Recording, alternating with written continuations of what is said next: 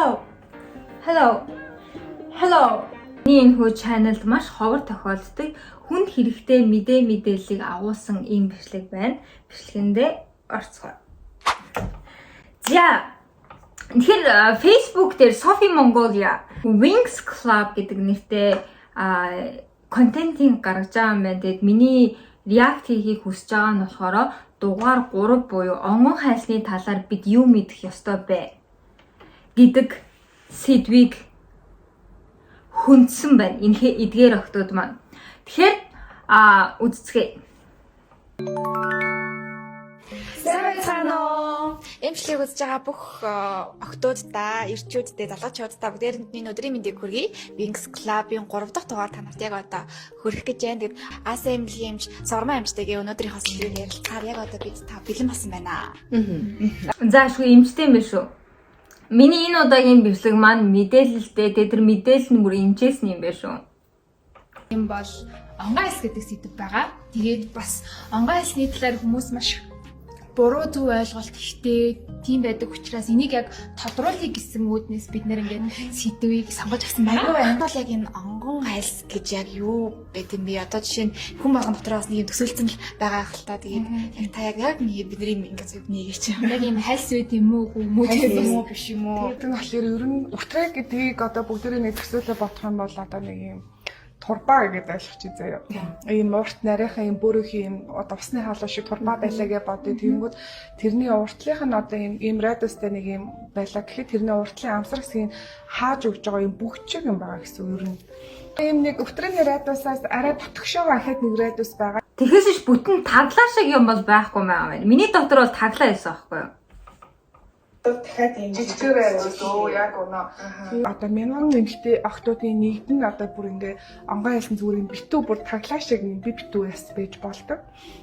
Тэгэхээр ер нь хүн болгоны онгон айлсын бүтэц ер нь бол өөр гэж ойлгоно. Гэхдээ яг дийлэнхт нь 80% нь энэ дотор нь ахиа жижигхэн цагираг байгаа. Тэр цагираг нь бэлгийн харьцаанд орох үед нөгөөх маань юм саст гэдэг нэг юм одоо тань одоо энгийн зүрэмж биш хүн арах юм бол нэг юм одоо мах шиг юм гэх юм уу да. Тэгээ тэр юм нь одоо бэлгээрсэн байхад нөгөөх маань урагдаад гэмтэх юм бол гарна. Гэтэл тэр цагиргын хэмжээ нь янз янз байгаас болоод зарим охтуудад тус гарахгүй ч явж болно. Заримд нь тус гарч болно гэх янз янз болчихж байгаа байхгүй юу? Тэр нь Би амар тийм зүрхийг маань шахлуулсан нэг бичлэг үзчихсэн аахгүй. Тэрний юу вэ гэдгсэн чинь Казак дуу ч юм уу, Казак арай биш ээ. Улсад ингээд 92 үнийг ингээд суулгаж байгаа аахгүй. Тэгээ хурмын айсныхын дараа тэр хүмүүс анхныхаа юг шөнийг өнгөрөн штэ. Тэгээд тэгсэн чинь нөгөө нэг эмэгтэй онгон байсан болохоор ингээд цус болцсон. Харин тэр нь болохоор маш их бахархад тийм болохоор ингээд хадам эйжент тэр ингээд цустай ингээд даавг ингээд бариад ингээд бүжиглээд хүн болгонд ингээд хараад ингээд харуулаад бүжиглжсэн бахархчихсан нэг тийм бичлэг байсан аахгүй. Тэр бүр нэг аимшигтайгаар өвдөгсөн заяа. Энэ онгон айлсыг бидний биеинд яг ямар үр заавал үр гүйцэтгэх гээд байна уу эсвэл зүгээр л байж идэл юм байгаа юм. Энэ охин маш зөв асуулт асууж байна заяа.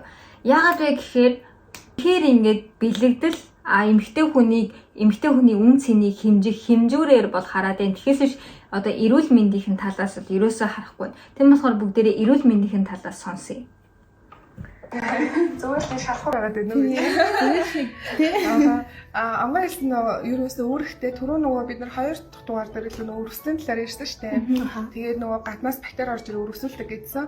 Гэтэл онгон айлс гэдэг маань бол тодорхой хэмжээгээр өвтрээний нөгөө одоо радиусаас ахиа жижигхэн байгаа шүү дээ. Тэгэхээр гаднаас орж ирж байгаа нэм бохирдлоос өөрөө нь бол хамгаалж өгч байгаа гэсэн үг байхгүй юу?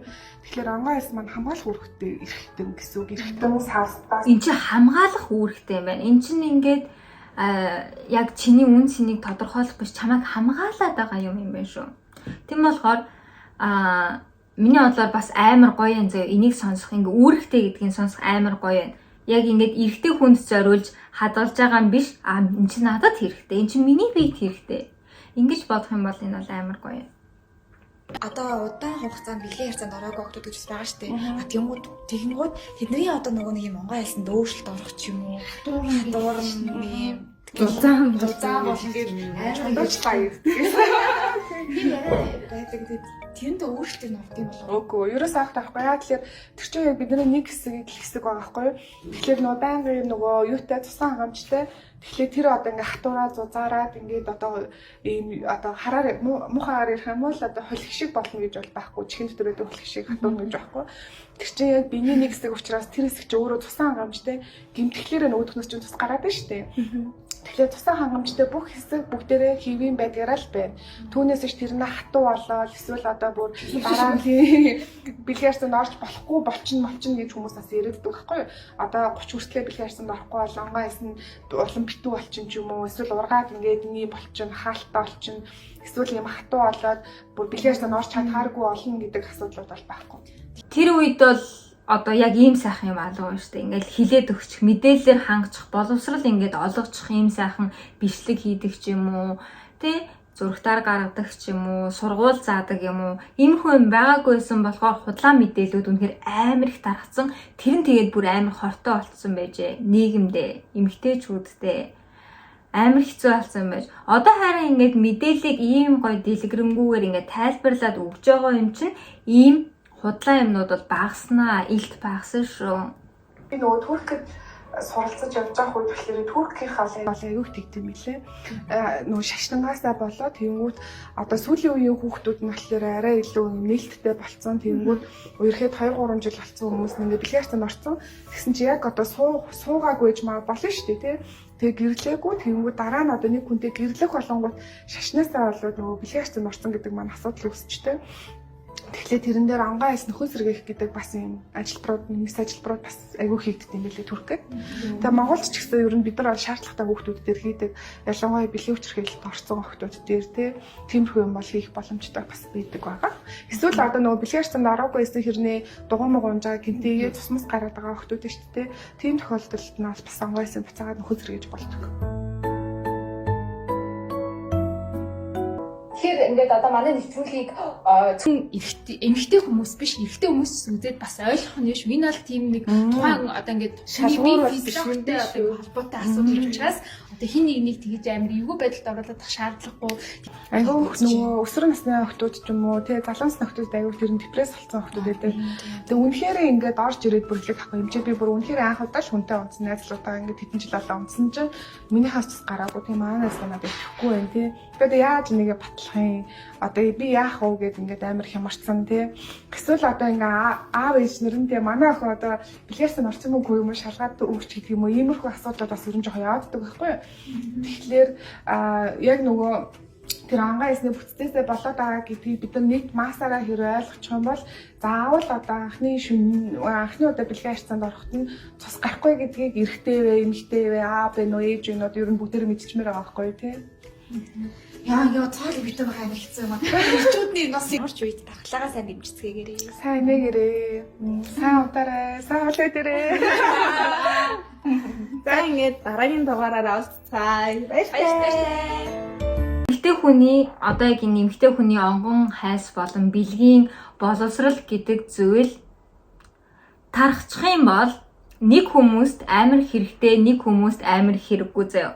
Тэрний юу вэ гэхээр нэгт эрэгтэй хүмүүст амар хэрэгтэй. Бэлгийн боловсралтай болчих юм бол эмэгтэй хүнтэйгээ нийлээд бэлгийн амьдралаа илүү сайхан, илүү нээлттэй, илүү гоё болгох боломжтой. Үнэхээр гоё болно. Тийм болохоор энэ бол эрэгтэй хүнд маш ашигтай заяа. Маш ашигтай. Нэг хүнд маш ашиггүй. Тэрний юу вэ гэхээр онгон одоо бусад нэг хүнд бол маш ашиггүй. Тэр нь хэн бэ гэхээр бусад эмэгтэй хүмүүсээ ингэж доош нь татчихж өөрөө дээшээ гарч ирдэг эмэгтэй хүмүүст маш ашиггүй. Иймэрхүү мэдээлэл маш сайхан тархаад боловсрал амар ингэж тархачих юм бол зөв. Яагаад вэ гэхээр одоо жишээлбэл цус гардаг гарсан охин байлаа, гараагүй охин байлаа тийм үү? Тийм байхад яагаад гараагүй юм болоо? Минийх тэр бүр яана амар их цус гарсан ш. Цус гараагүй гэхээр гоё ч юм уу? Ёо бүр атаархслаа гэдэг яг нэг өөрийгөө онгон гэдгээрээ амар апил хийдэг охтууд бас өөр юмч байна тийм үү? Нүүр будган дээр байна. Иймэрхүү охтуудад маш ашиггүй зав. Иймэрхүү мэдээлэл биднэрт ашигтай, надад ашигтай.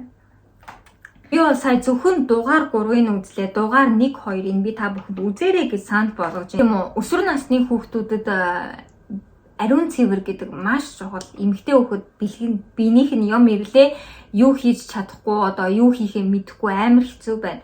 А гэхдээ тэр ариун цэврийн мэдээллийг зааж сургах хүн байхгүй бол яана. Ээж нь хэтэрхий завгүй бол яана. Эсвэл имээ дээрээ байдаг бол яана. Тийм үед биднэрт үнэхээр яг иймэрхүү контентууд маш их тусалж байна. Яг одоо зөвхөн энэ Софигоос гаргаж байгаа энэ гэлтгүүгээр өөр YouTube-д ч гэсэн яг англиар нь хавал зөндөл мэдээлэл байгаа тийм үү. Тийм болохоор эдгээр бол яг биднэрт үнэхээр туслана. За тэгээд энэ бичлэг бол ялангуяа мэрэгжлийнх нь эмчээсэн зөвлөгөө авч байгаа юм байна. Тийм бол та нар эрэгтэй хүнд хэрэглэл хийж болдог гэдгийг мэдхүү. Яг ингээд эрэгтэй хүнд зориулсан хэрэглэл байсан гэдгийг би сая бүр яг ингээд дэлгүүрт заяа ингээд явж исэн чинь зөвхөн эрэгтэй хүнд зориулсан тийм ариун цэврийн хэрэглэл байгаа байхгүй юу? Тэгээ би бүр харчаад вау ийм байдгийн байх та гэж бодоо заяа. Бас өөр нэг миний олсон нь болохоор шүн унтахад зориулагдсан ийм одоо өмсдөг шорт шиг юу заяа хэрэглэл заяа. Энэ надад амар таалагдсан. Тэгээ бисээ энийг юу хийсэн баггүй авсан баггүй дөнгөж сая. Тэгсэн чинь Монголд ч гэсэн байдаг юм байна. Монголд ч гэсэн байд юм байна. Хэрвээ Монголд байхдаа тэрийг мэдсэн бол яг ингээд авч ирээд нэг задалж үзээд тэнгүүдээ Японд байгааг нь бас задалж үзээд ингээд нэг бичлэг уулна хийж болох байсан юм байна. Гэхдээ чадсангүй.